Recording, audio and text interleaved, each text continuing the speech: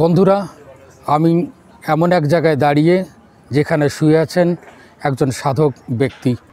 এই জায়গাটির নাম হচ্ছে ভুরুঙ্গামারী উপজেলার জয়মনিহাট ছোট কাটামারি বটতলা।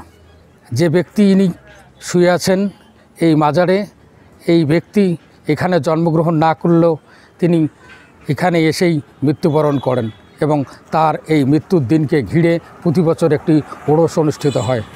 দেশের বিভিন্ন প্রান্ত থেকে লোকজন আসে এবং এই ওরসে অংশগ্রহণ করে, যারা এই মাজারটাকে বিশ্বাস করে থাকে। এই হচ্ছে শাহ সুফি মুনির চাঁদ দরবেশ সাহেবের মাজার। এই মাজারকে ঘিরে রয়েছে অনেক ইতিহাস, অনেক কল্পকথা, অনেক কাহিনী। আজকে আমি জানাবো আপনাদের সেই ইতিহাস এবং অজানা সেই কল্পকাহিনী বা গল্প কাহিনীগুলো।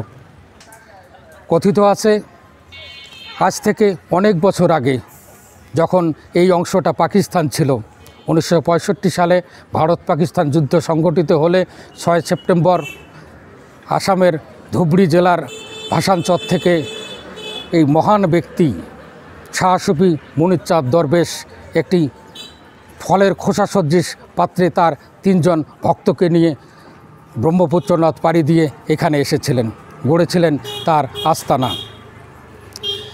জানা যায় এই যে ফলের খোসা সদৃশ যে পাত্রে তিনি পার হয়ে এসেছিলেন, সেই পাত্রেই তিনি খাবার খেয়েছিলেন এবং তিনি গাঁজা খেয়েছিলেন একটি রূপোর কলকিতে।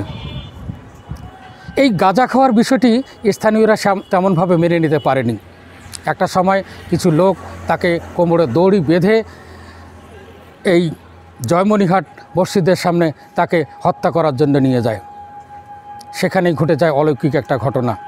তিনি তাদের উদ্দেশ্য বুঝতে পেরে তাদেরকে বলেন যে আমি মৃত্যুর আগে 2 রাকাত নফল নামাজ আদায় করতে চাই। আটককৃতরা তখন তাকে ছেড়ে দেন, দড়ি খুলে দেন এবং তিনি মসজিদে প্রবেশ করেন। দীর্ঘ সময় তারা মসজিদের সামনে দাঁড়িয়েছিলেন, কিন্তু মসজিদ থেকে দরবেশ সাহেব বের হচ্ছিলেন না। ঠিক এই সময় একজন ব্যক্তি এসে তাদের জানায় যে দরবেশ তার আস্তানায় বসে গাঁজা সেবন করতেছে। এই অলৌকিক ঘটনা শুনে তারা তার অনুসারী হয়ে যান এবং তারা তার ভক্ত বনে যান। তখন থেকে এই মাজারকে ঘিরে বা তার আস্তানাকে ঘিরে লোকজন আসতে থাকে, তার মুরিদরা আসতে থাকে, তার কথায় বিশ্বাস করে তাদের মুরিদ বনে যান আরও অনেক অনেক মানুষ। মুনির চাঁদ দরবেশ সাহেব উনি আসামের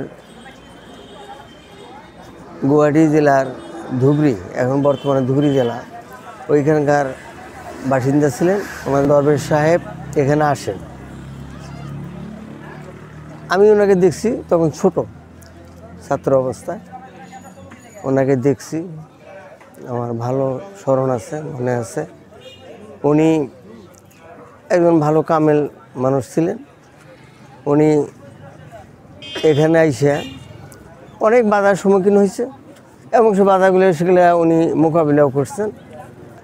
বন্ধুরা, এই মহান ব্যক্তিটি মারা যান 1365 সালের 19 অগ্রহায়ণ এবং এখনও সেই মৃত্যুর দিনটাকে ঘিরে এখানে একটি ওরস অনুষ্ঠিত হয়। সেই ওরসে দেশের বিভিন্ন প্রান্ত থেকে লোকজন আসেন এবং এই ওরসে অংশগ্রহণ করেন। আরও জানা যায় যে উনি যখন মৃত্যুবরণ করেন তখন এখানে একটা ফাতেমা জিন্নাত ক্লাব ছিল, সেই ক্লাবের পাশেই তাকে সমাহিত করা হয়। এই হচ্ছে তার সমাধিস্থল। এই সমাধিস্থলকে ঘিরে অনেক কল্পকাহিনী থাকলেও মানুষ বিশ্বাস করে এবং আজও সেই বিশ্বাস অক্ষুণ্ণ রেখে প্রতি বছর 19 অগ্রহায়ণ এখানে আসেন এবং তারা সেই ওরস অনুষ্ঠান অংশগ্রহণ করেন। আমি দিনাজপুর থেকে এসেছি। দরবেশ সাহেবের নাম অনেক বেশি শুনছি আমি, তো অনেকবার আসার চেষ্টা করাও আসা হয়নি। আজকে চলে এসেছি এবং আসার পরে অনেক বেশি ভালো লাগছে। দরবেশ সাহেবের অনেক কাহিনী শুনছি আমি, তো আজকে খুব ভালো লাগছে যে এই জায়গাটাতে আসতে পারছি এবং চেষ্টা করব আগামী 19 অগ্রহায়ণ এখানটায় যে প্রতি বছরের প্রোগ্রামটা হয় সেই প্রোগ্রামে উপস্থিত থাকার জন্য। এবারও হয়তো সেই ওরস অনুষ্ঠিত হবে। আমি এখান থেকে আপনাদেরকে উদ্ধাত্ত আহ্বান জানাচ্ছি, আমন্ত্রণ জানাচ্ছি। যারা এই ওরসে অংশগ্রহণ করতে চান আপনারা চাইলেও এখানে আসতে পারেন।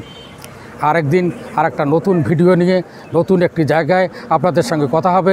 ততক্ষণ পর্যন্ত ভালো থাকেন, শুভ কামনা।